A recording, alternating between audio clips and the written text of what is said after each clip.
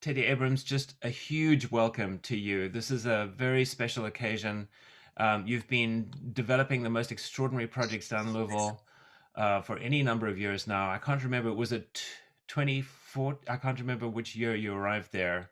2014. Yeah. 14, okay. And Crazy. I remember being just absolutely thrilled to see that you were in the saddle with that orchestra. And since then have been completely blown away by the range of things that you're doing in that community, and the level of creativity and innovation that's going on culturally around you on so many different levels. You're one of these Renaissance artists, as a conductor, performer, composer, collaborator, and obviously connecting the dots in the world that we're living in right now as a phenomenally creative human being. So, just very, very, very happy to have you with us. And while I let people in, I'm a little distracted just letting people in here. I thought it might be fun for us to just sort of get a sense, rather than me read out some formal bio of yours. It might be good for us to sense how you came to be, mostly as a conductor and composer, but obviously as a performer as well. The Yeah. the faculty and students on this panel are going to be mostly interested in conducting, composing, and music entrepreneurship, connecting music to the world that we're in. And so perhaps we could just start with you giving us a bit of a story about your life and how it came to be that you do this amazing work. Yeah. Well, yeah, the always the weird story of how a conductor kind of comes to be, right? There's no one path or way forward. And I actually had a kind of an unusual um journey because wanted to do this very specific thing, actually conduct from a really early age. And I've told this story a number of times, but I grew up in San Francisco, and I started on the piano, as a kid, 4 or 5, or something along those lines, and I was fine. Not the most exceptional pianist, but I loved playing and improvising. Clarinet was the thing I started on when I was 8 in the third grade, and that was different. I don't really, like I think all of us, it's hard to know why things work or why they don't. But for whatever reason, the clarinet just came to me really naturally in a way that the piano didn't quite. And that was when I really got the music bug, because again, I don't think you can exactly trace the reasoning for it. It doesn't make a whole lot of sense. The band instructor says put the instrument in your mouth, and most people are squeaking away. And for whatever reason, I can't explain, I was playing the band book in a couple of days. It didn't make a lot of sense. And I knew that it was different because I couldn't do that kind of stuff on the piano. And that was when I was just so serious about music that it kind of became my life. And that's the point when my parents said, well, you should probably go see an orchestra concert, because that wasn't really something that we did. It's not in my family. Hmm. I don't have any professional musicians in my family, except for all the ones that stayed in Eastern Europe. It turns out when we went back and did the family tree, in the late 80s, when relations with Eastern Europe thawed and you can actually get in, turned out all these Abrams people were all musicians working in Russia and Ukraine. And so, but that's, many generations back before you find the common ancestor. So anyway, they took me to see this free outdoor concert that MTT was conducting in San Francisco. And that's when I decided, I said, I'm going to be a conductor. I was 9 years old. And, this is I tell this story because I know that you're all actual conductors, but there is some relevance to what I do now. And I think for all of us, it was so clear in my mind from about 5 minutes into the concert that that's exactly what I wanted to do, even sitting 1,000 feet away in this giant outdoor place called Stern Grove. It's a huge, just outdoor, kind of forested environment where they present concerts in the summer. And I wrote Tilson Thomas a very long letter the next day, and I was like 9 or 10 pages long, asking for conducting lessons, and telling him all about how obsessed I was with Mozart and Beethoven. I went on and on and on. I mean, it was like a crazy person's letter, but the fact that I was 9 helped soften the blow a little bit, I think. And he wrote me back. And Mm, that's the part of it that was so um, important in my life, and I think about it all the time because he really didn't have to, or he could have written back a form letter, so just a couple words or anything really, but he took the time to write a really beautiful letter that I have it hanging on my wall to this day because he told me, what the next steps could be, how to listen to other instruments and what the conductor's saying in youth orchestra if I wanted to be a conductor. He suggested music that I hadn't really thought about or encountered before by Prokofiev and Bartok and Stravinsky because I was a kind of orthodox listener at that point. But my larger point is that the fact that he took the time to write to me really changed my life in that one instance because I think I could trace everything that happened strangely to that moment. Of course, a ton of other factors that you can't control, but also this one singular incident in my own life. And I was very fortunate that I was pretty persistent and through a strange variety of things that went down. I ended up working with Tulson Thomas quite directly when I was about 12. And he kind of became a mentor and structured my musical education and found really incredible teachers for me in various forms, clarinet, piano, musicianship, and he took this interest in helping provide these opportunities, and so it meant that I got to conduct the New World Symphony when I was 14. I was down there working with them in Miami, which just I look back now and just realize what a crazy opportunity that is because as conducting chances before you're a certain age are in very, very short supply. And so I was just really, really fortunate that I had that kind of guidance. And I eventually I had a very unusual education too. I don't know how much detail you want me to go in because I could definitely, I well, have all give kinds us of the weird. highlights. Yeah, give us the highlights. Yeah.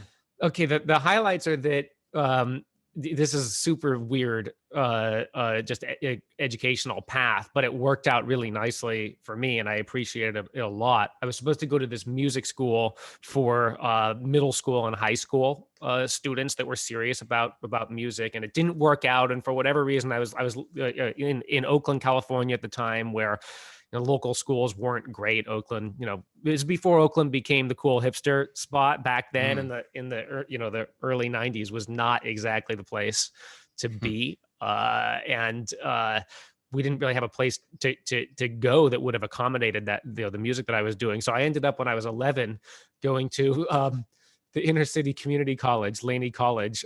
Still can't believe that my parents let me do this, but they would drop me off there and I'd be there, which is, I mean, it's a rough spot, but it was amazing. I had a great education. So I did 5 years at California's community college system, was able to transfer over to the San Francisco Conservatory basically as a junior. So I was able to graduate quite early when I was 18, and then go to Curtis, where I did my conducting work with none other than Otto Werner Mueller, the late Otto Werner Mueller, which Mm, is, mm, we could do it, many classes on what mm, that meant mm, psychologically. But anyway, it mm. was a it was a really unusual education, but it was I'm so grateful for it because it offered a really kind of amazing opportunity to do music in a way that wouldn't have been possible with a more traditional route. Mm. And what's interesting about that is that I'm sure as you now as a composer, as a music entrepreneur, as you develop programming in the orchestra, so much of your personal experience in those different places informs and impacts the way that you think about how you're working in Louisville, right? Um, It does. It really does. Yeah, yeah. I mean, I mean, there were so many things about growing up in Oakland that I appreciate now. I mean, one of the things is my father has a really strong sense of service. He's an attorney, but a big thing for him was that he divided his time pretty equally between the work that paid the bills and public service work, which was mostly advocating at that point for either environmental causes or for youth in California who were not strongly protected by the law at that point, in a lot of forms that have changed now, thanks in part to his advocacy. And he insisted and instilled that kind of thinking in us as kids with my brothers. And so I remember even at age 11 and 12, one of the things I would do is go to public schools in Oakland and work with the young clarinet players, especially in places where they were like really just economically disadvantaged, and I mean, it was really a sad state. As I said, the Oakland schools were in pretty terrible condition at that point, and especially the schools we'd volunteer at, you'd see things that from my background otherwise would never have seen, Hmm. and that early period of doing service work has really influenced the way I think about everything. Hmm. Because you know, when you're that young and you see the difference that opportunity provides, and it's like hammered into you, I think it helps shape your worldview about musical opportunities and pathways, and what the responsibility is having had opportunities to correct the imbalance. And so, especially in a moment like this, when we're all talking about it and thinking about it, you know, it's something that I think is often not articulated until too late, Hmm. not too late, but late. And Right. I think that, you know, As a this is sort of an something. add-on rather than an integrated element. Exactly, Yeah, yeah. exactly. Yeah. Yeah, yeah, I think it's really, really important. What a great comment. So, you know, what I'd like to do now is just have a quick round, have people introduce themselves so that you know who you're talking to. Yes. So you've met Jeremy Podzierski, fantastic composer, and he's a member of the faculty this year. Alex Tedrow, who you met as well. Alex, do you want to talk a little bit more about yourself, and we can do a quick 2-second round with everybody?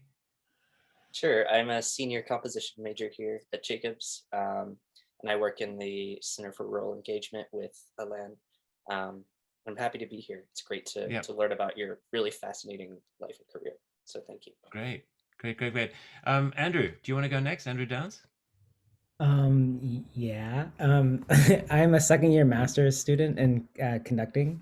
So here, for the obvious reason. Yeah, yeah, great. And Isaac, do you want to introduce yourself?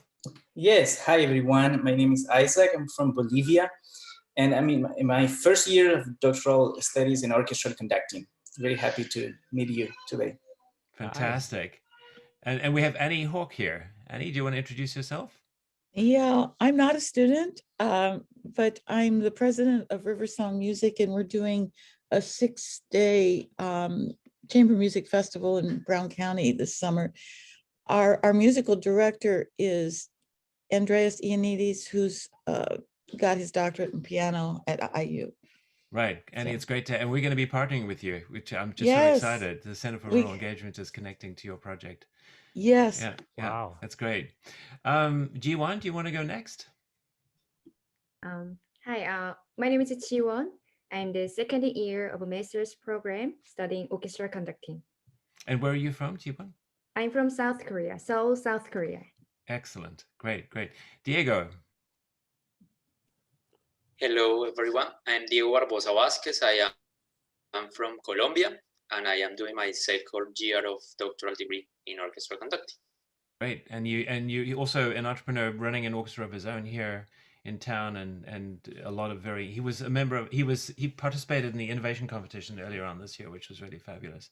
Oh, cool. So, and we have David and Arthur. Hopefully, we'll have an opportunity for you to get involved in the conversation as well on your own. I'm thrilled that Arthur Fagan and Teddy Abrams are able to, and also David Zubey are able to actually get to know each other a little bit through this conversation. And I'm hoping that this is just the beginning of extended conversations and possibilities that, given that Louisville is just across the river, but not too far away, this is an opportunity for us to start thinking about projects that we might be able to connect with the Louisville Orchestra and other work that Teddy does. So I'm just really thrilled that the two of you are. Thank you so much, David and Arthur, for being with us. Right. If anybody else wants to, sorry, Arthur, go ahead. Just wanted to say I'm really sorry, but I do have to leave at 10:30 today. Sure.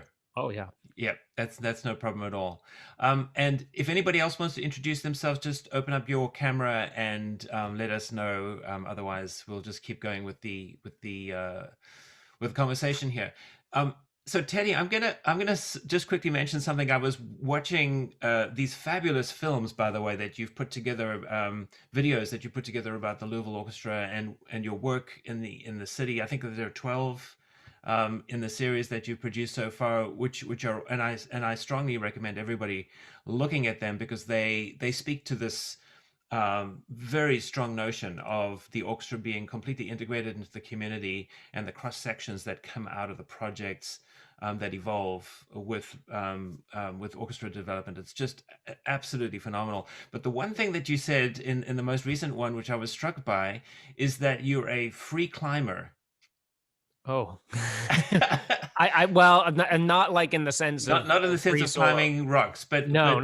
or say a free walker or something. Yeah, This that's right. idea that you want to go, and I thought that was a great sort of metaphor for some of your drive and some of your creativity. This idea that you have very strong like passions and goals, and you find your way there, not necessarily using the well-trodden path, but using creative and innovative ways to get there, which often leads to a richer, more textured experience and a much more powerful sense of accomplishment, which I thought was very interesting. So maybe you could start by just talking about how it felt to arrive in Louisville, the person that you are, and what happened when you got there, and what were the big realizations when you first arrived.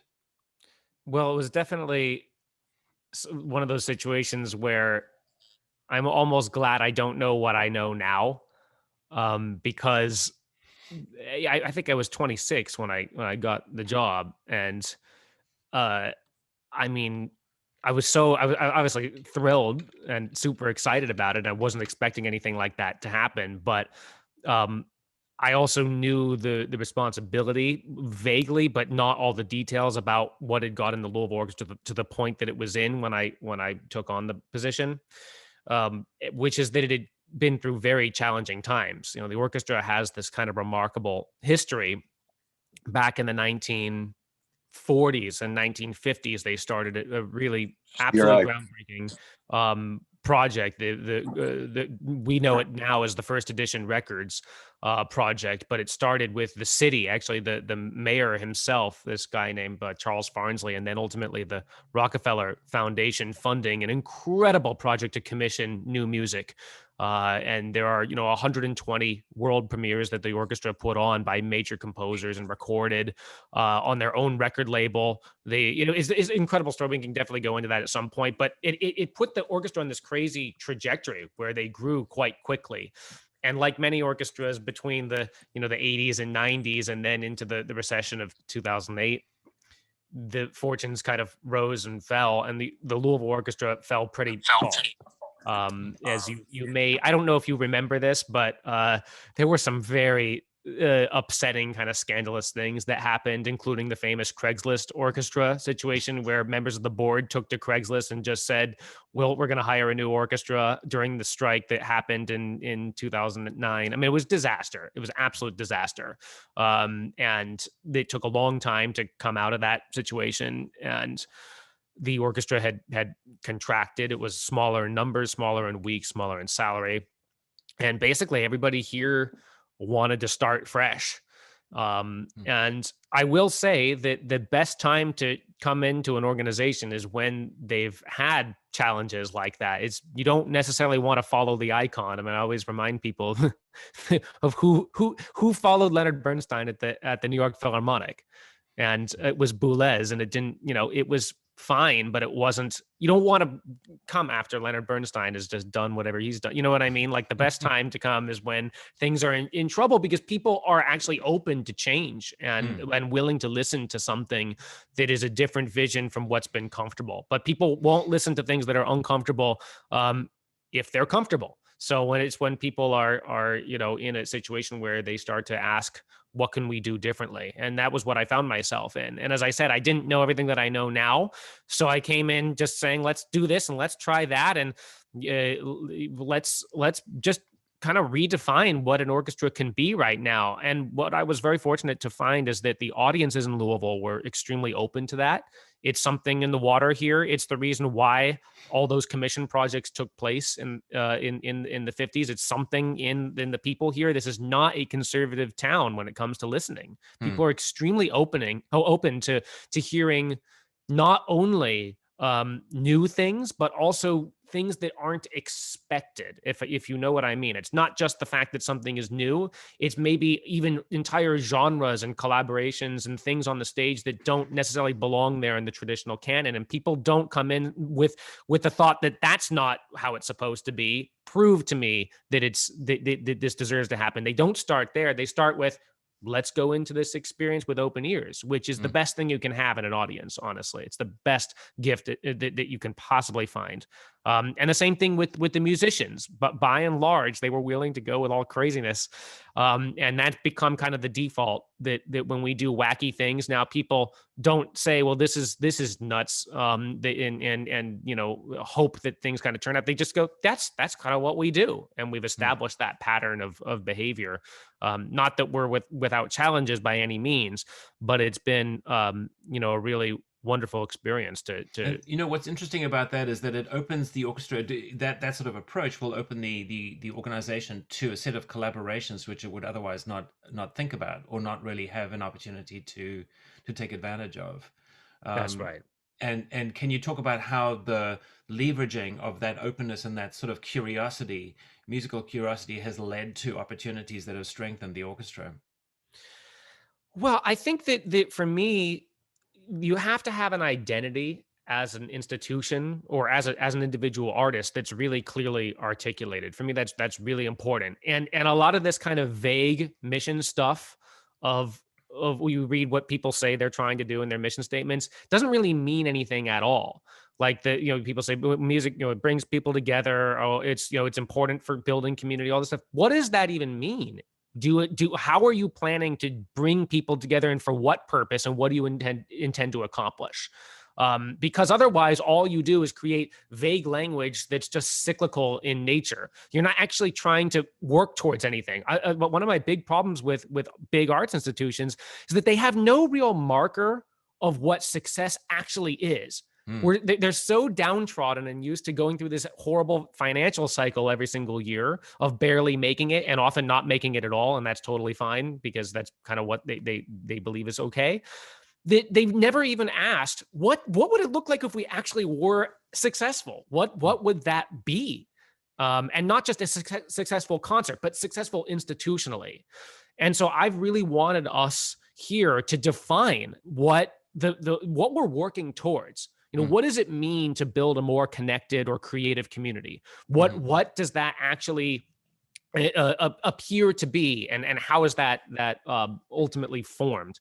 And so we spent a lot of time thinking about that, and I feel like that gives the institution purpose, and it gives vision beyond simply artistic excellence, which is that should be the starting place. But for, I think, a lot of institutions that I've seen, it's kind of the ending place, like just artistic excellence. And I feel like that's a given, especially these days. Every single person, we had tuba auditions, 160 tubas all showed up, and at least 140 of them were good. So that's artistic excellence is just a starting place. What are you actually trying to do with the art form? I mean, I can go into detail about that if you want, but that's kind of philosophical. Yeah, and the other thing, I'd love to come back to the mission, because I want to hear about where you ended up. But the want to quickly make a point here about excellence, and very often people hide behind the concept of excellence with a set of cultural values that they're trying to prescribe and trying to sort of exhibit, and the two get very muddled, get very mixed into each other.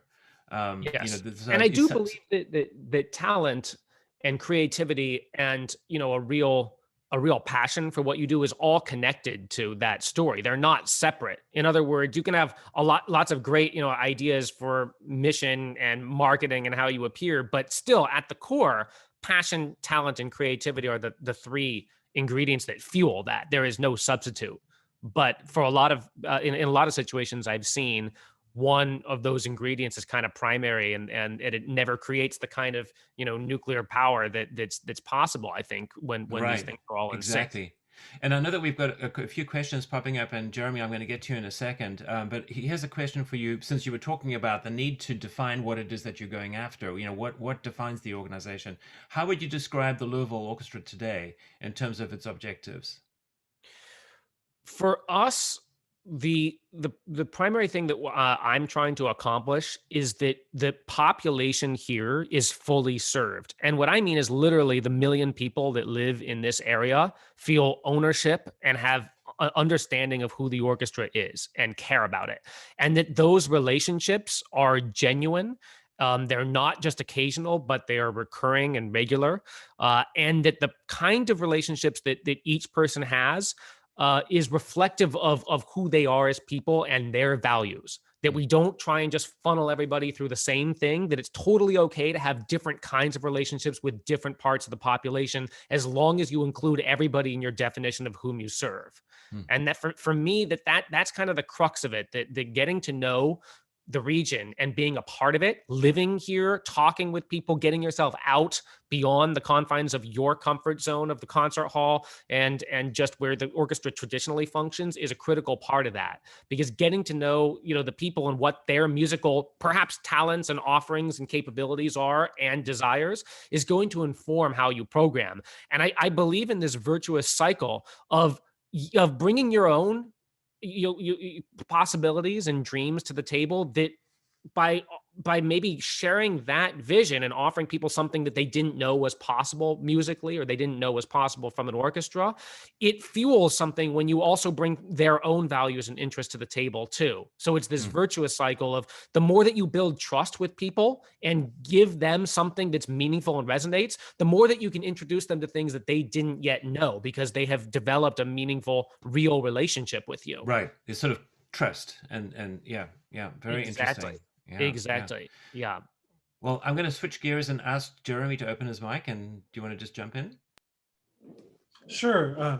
Teddy, one of the things that I'm proud of when it comes to my hometown orchestra is, the history of how they were the first to break the segregation laws in a concert in the 50s by complete happenstance, and it turned out to be a wonderful thing nationwide. And then fast forward my experience in Louisville, doing high school composition programs in at-risk neighborhoods and such.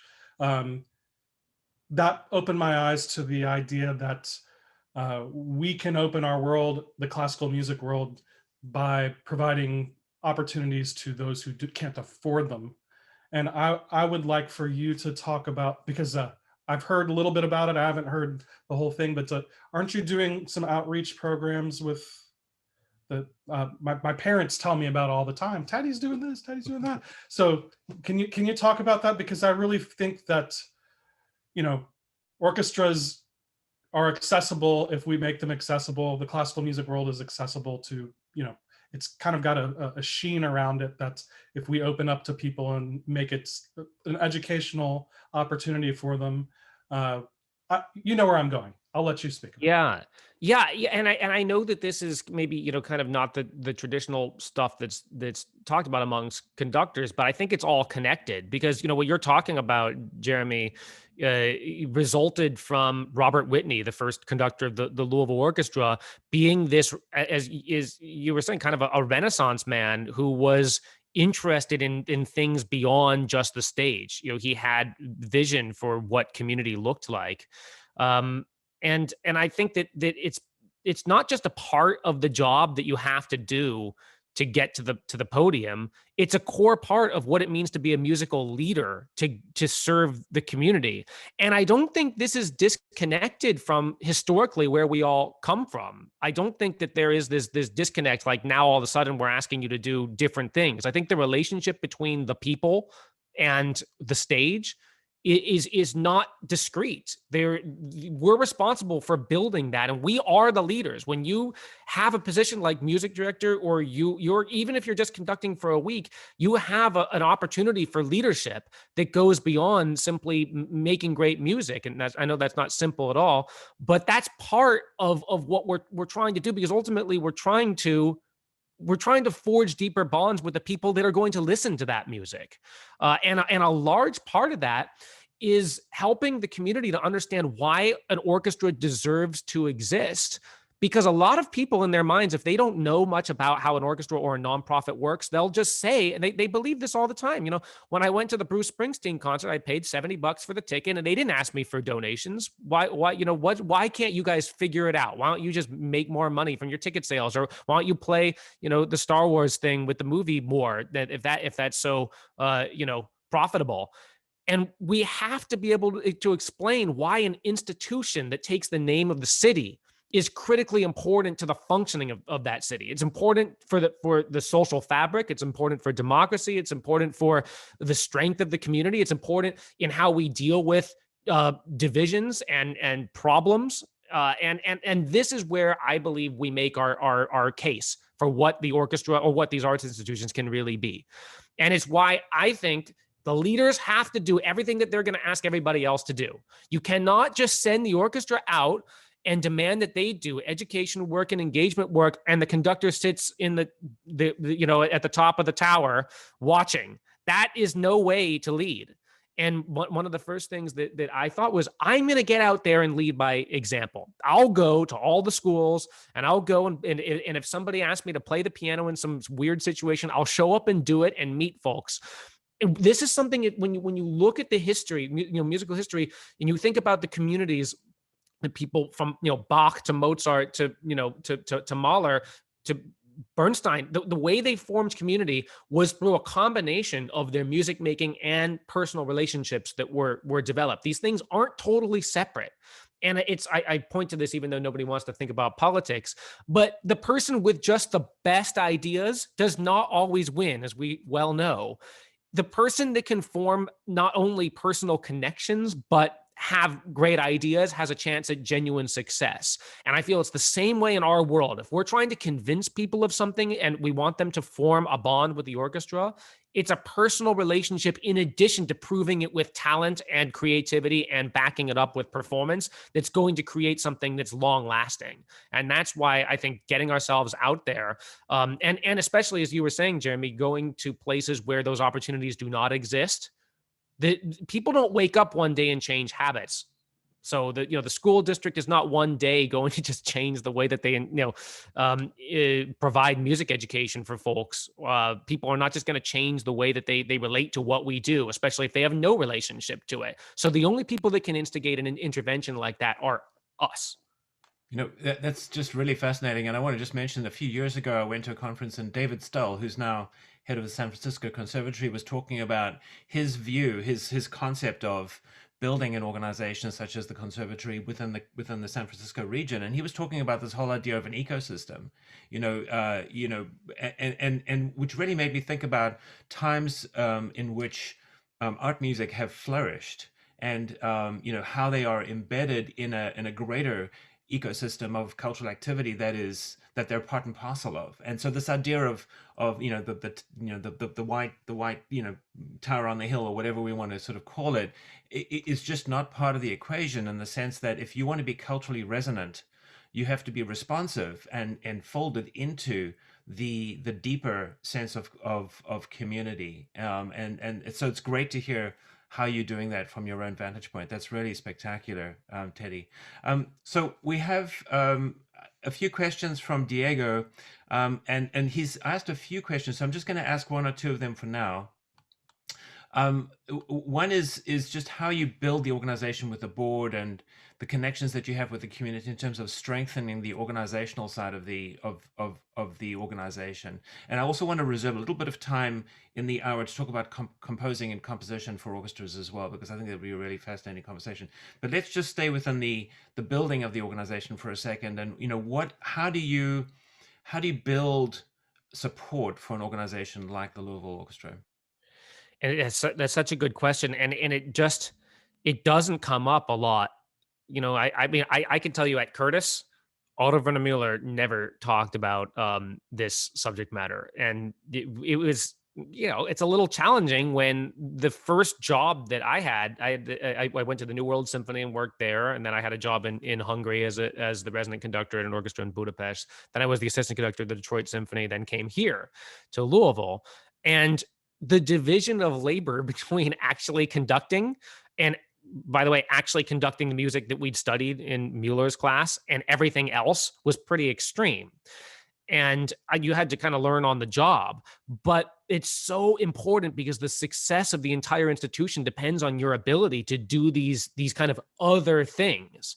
The most important thing, though, is the vision side, because if you can articulate a passionate vision for what you want to do, that's infectious. People will buy into that. They'll be excited about that. Another thing right away is to actually get to know the city that you're working in. That's almost before anything else. Before you start trying to raise money or program, you have to get to know the city. You can't just apply other ideas that work somewhere, or just that your wish list of programs. You have to know who you're making music for. What is the audience like? What's the audience that you want to develop? What's the nature of the city? What's the history of the city? What are the artistic and broader musical things that occur there that define the city? That's really, really important. Especially, American cities even when they haven't always been successful, they're proud. They're proud of their distinct heritage and the things that have defined them, the events, the occurrences, their history, the things that need to be addressed. And I think getting that deep knowledge of the place that you're working, a connection to place, is very important. And then finding out how your artistic sensibilities connect to what you've learned. That's first and foremost. Next is that you do have to spend a lot of time, as I said, forging relationships, getting to know the members of the public that are influential and the board, and then hammering in the vision over and over and over so that they can then go and restate your vision to the people in their networks, is very important. It's not just about your ability to tell it to somebody. It's about their ability to tell it to more people so it spreads and has a cumulative effect.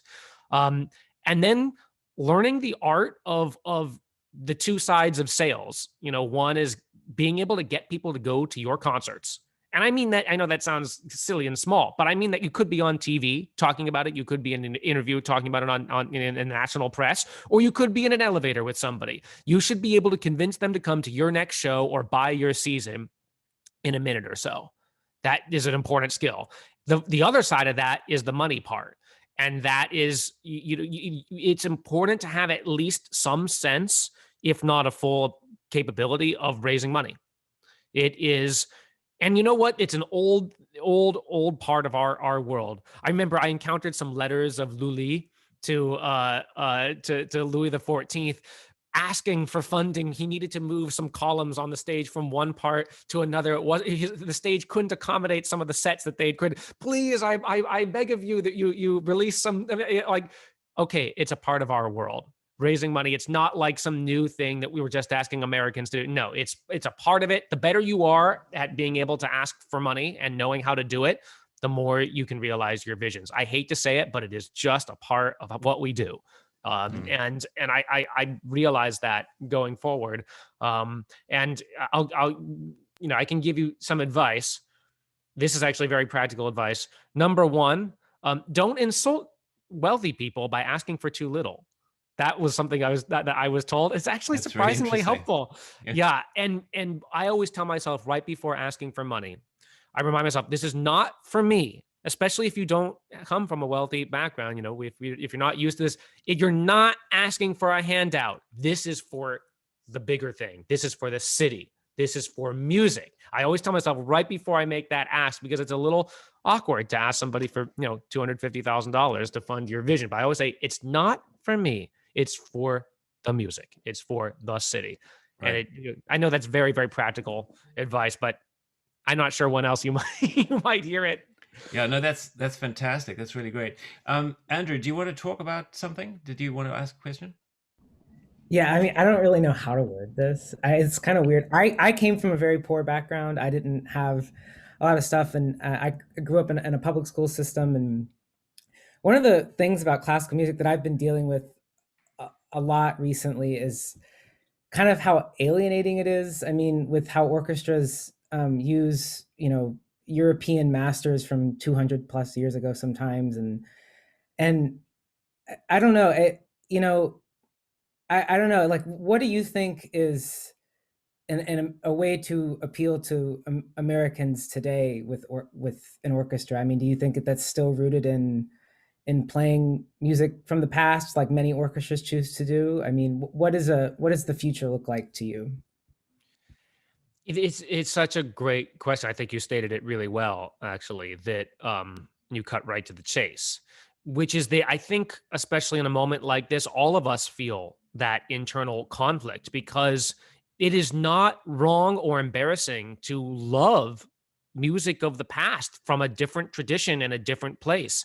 You should not ever have to apologize for that love that we have for Mahler too, or Mozart Jupiter. Like, you should never have to apologize for that. That's real. We all grew up falling in love with music in that way and caring about it deeply and inviting it into our lives to be something that lasts forever, and it will only grow, and our relationships with that art will only grow.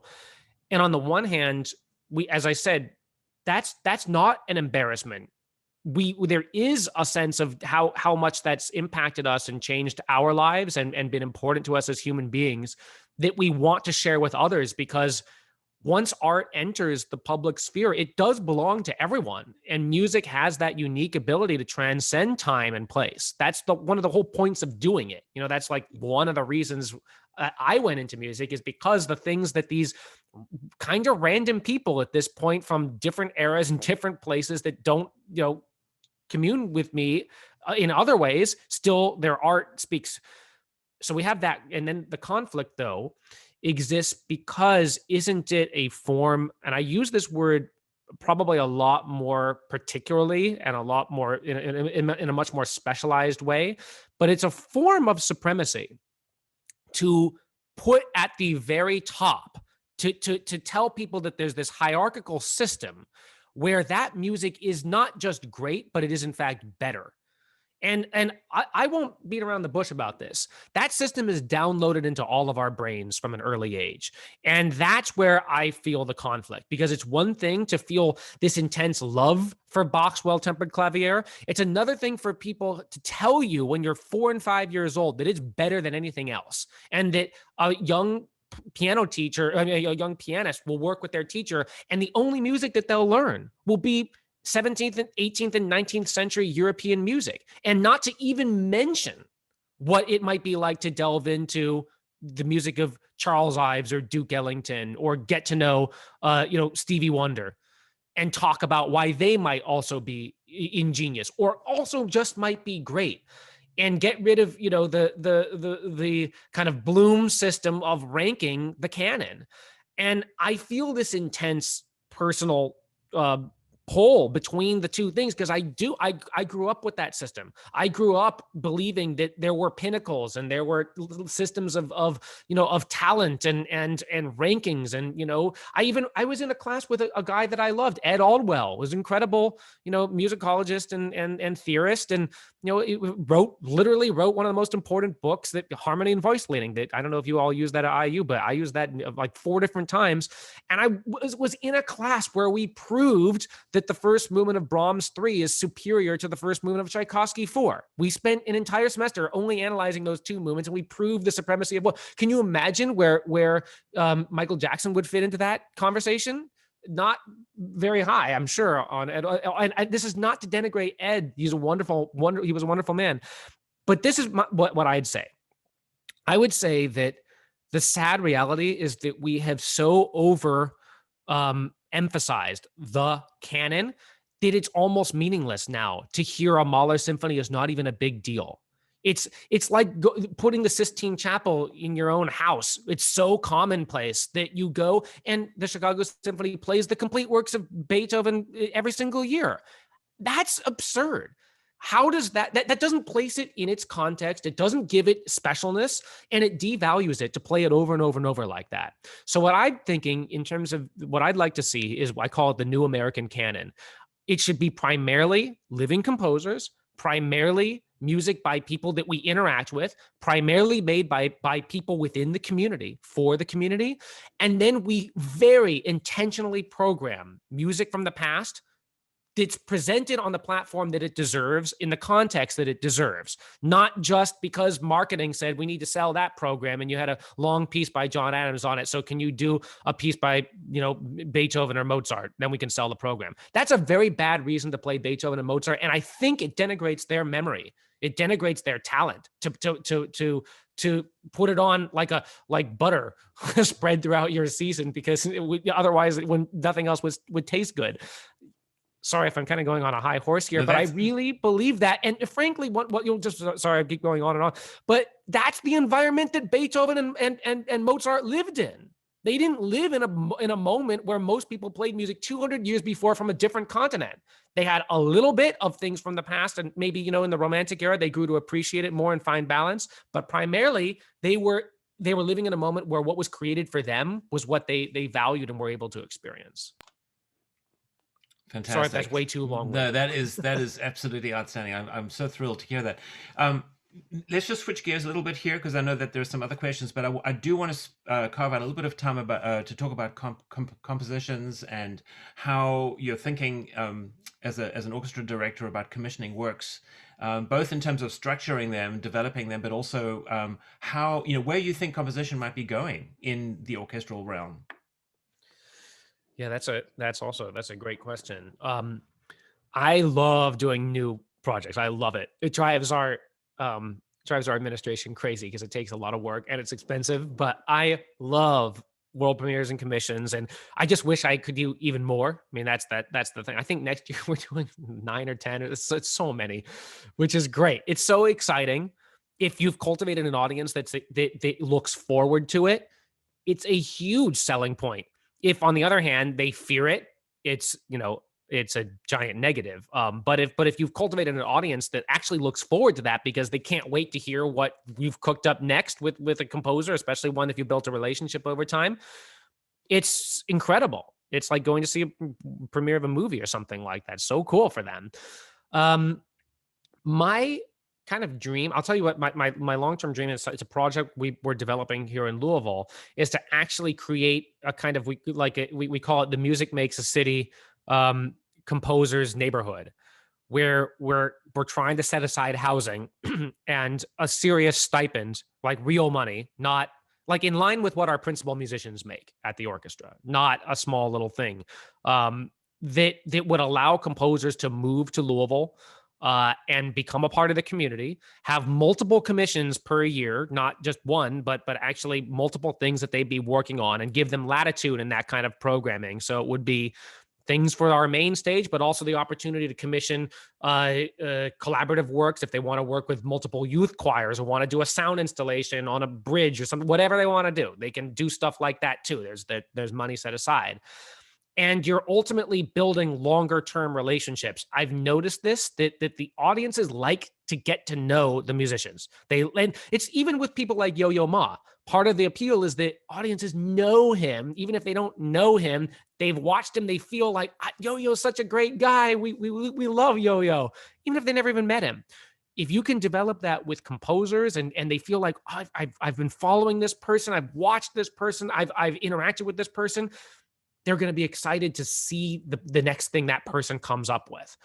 And in a city like Louisville, which has a great history with new music, but not necessarily, we're not seeing composers flocking to Louisville. They're not coming to move here in droves like I feel they should.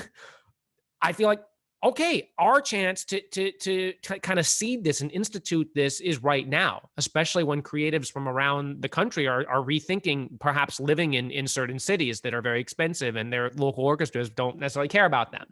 And I'd like to be the orchestra that does care about them. And so I'm really interested in that. I think that, there's this challenge because a lot of us are all thinking about subject matters that are relevant to right now.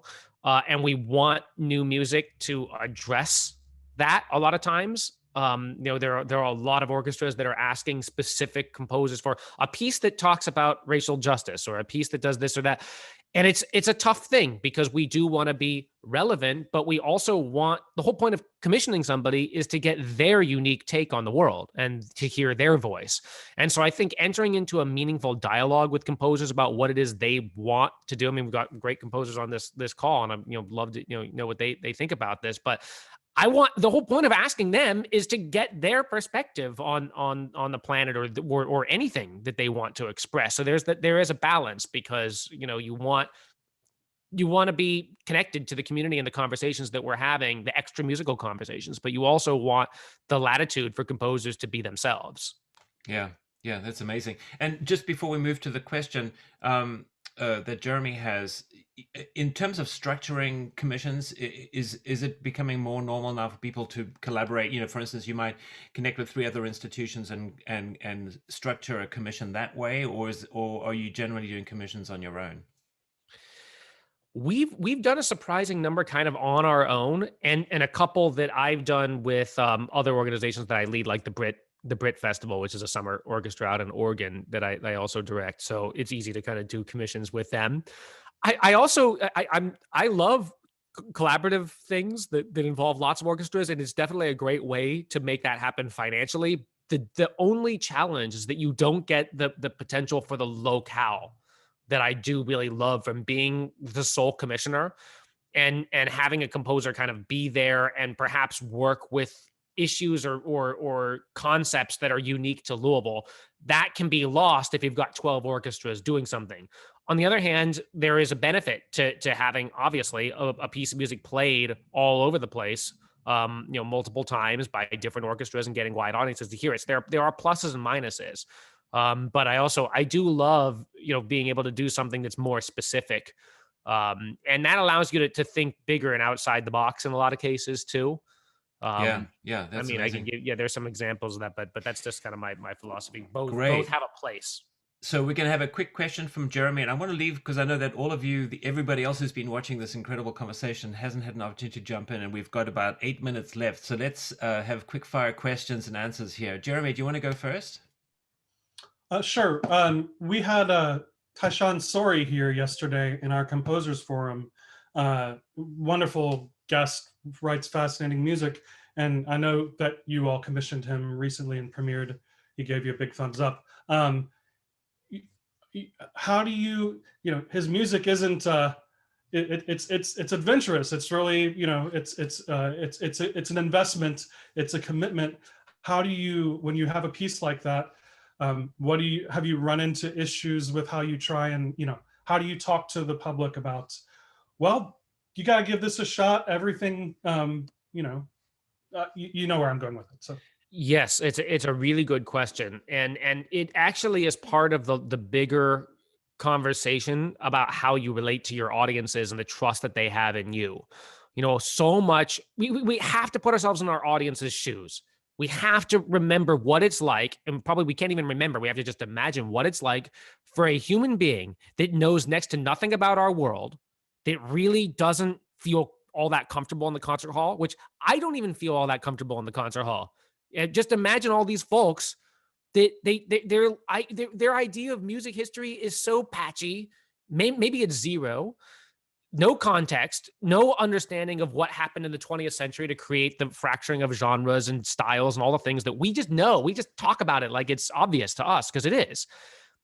We have to put ourselves in their shoes and think of the experience from the ground up as if we were putting out a product that, if you're putting out the Tesla cars or something like that, you have to think about the dumbest driver in the world, the person that knows the least about how a car works, and make it a great experience for them.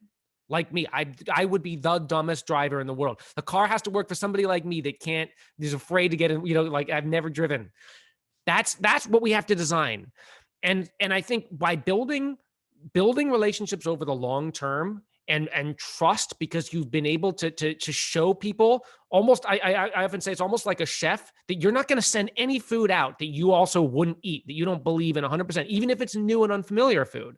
If they see you eating it alongside them and talking about why that ingredient was exciting, They'll build trust little by little. And then eventually when you get to a piece like Tyshawn's, and Tyshawn's music is, it's spectralist. It is not easy to listen to. He is genius. He's one of the most brilliant individuals I've ever met. It's superhuman. It's not right. Like, it's upsetting the way he hears. It's ridiculous. It's incredible. But his music's not easy to listen to. It's not, you think, well, he's a great jazz drummer and it's going to be jazzy. It is not jazzy, not in that sense. And so what we did is, when we presented it, the audiences were ready, and we talked about it a little bit. And I remind everybody, like I do, that the experience is theirs. It belongs to the audience. That we're not going to tell you. We can offer maps and guides, but we're not going to tell you how to go on the musical journey. That belongs to you, and you have every right to respond to it the way that you respond to it. And I think that license for people to still be themselves and not feel small in the face of a musical experience is critically important. Because when you feel like you don't belong, you don't understand, you don't know, that's when you tend to react by going into your shell and saying, this isn't for me, I won't come back. And by saying your response, the way you feel about this, so long as you are engaged in the process, is you're entitled to that.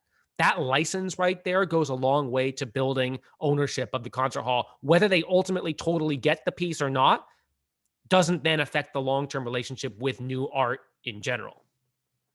Yeah, wow, that's amazing. Okay, we've got just 3 minutes left here. Anybody else want to jump in with a question? Anybody with a burning question that they want to ask? David. Hi, and also just to say hello and thanks for joining us. I've enjoyed the conversation and your thoughts about the orchestra. By the way, I'm driving home Monday, I think it was, on Performance Today. I heard you conducting Hannah Lash's piano concerto with the St. Paul Chamber Orchestra. Oh, wow. I just heard a little bit of it, but it sounded very good. Yeah. We did a piece of hers in the New Music Ensemble, which I directed here earlier. Yes. How's the pandemic affecting the orchestra and plans for next year? Or is it looking different for next year? I looked at the website, but I don't see the season up yet. Yeah. We're planning to announce that probably in about a month or so. And there are, the practical considerations of what will the concert hall look like. We're planning to be back in the concert hall in the fall. We're planning to do a lot of outdoor concertizing in May we have a summer period, and then also in the fall before the season starts, but we're planning on a full season. We've spent a lot of time trying to think about what the season looks like. And part of it is we knew we kind of had to have a smash hit year, and not just, big classic pieces, but actually just super creative, like something that, especially, look, we all know what happened in Louisville last summer. This has been a very tough go for the city. There's a lot of demoralizing and a lot of false ideas about what downtown is like, and our home is downtown. So we knew that we needed to have a pretty, out there, exciting, over the top season to give people a sense of excitement about the city itself. So we think that there will be full indoor concertizing starting in fall, maybe late September, and it may be slightly reduced audiences for a time. But I know a lot of people are saying, well, are folks going to be comfortable coming back to the concert hall? I don't know if everybody in our traditional audiences are, but I suspect that tons of new people might be. And we're going to be the first to come back before the big rock tours and things like that. They're going to be a little more cautious. Our institutions are going to be the first big event presenters, and there's a real opportunity to build new audience in that space. So we're pretty excited about what's possible there. If we can just not party. Oh my God. I live in a big party area here at Louisville, and I watch outside, and these people are not taking it seriously. So that's the only thing that could stop it. Well, I'll tell you what I'm gonna do is I'm gonna first of all thank you, Teddy, so much for joining us. This feels like a very welcome conversation and something that I'm hoping will continue. I feel that this is just, episode one of an extended conversation. There's so many other questions that I'm sure everybody has and so many other things for us to explore. So very much looking forward to having you back, perhaps bringing you to campus for a, set of conversations or projects. Who knows what might be possible. And I want to thank everybody for being with us. I want to thank Arthur Fagan and David Zubey for being with us as well for the hour.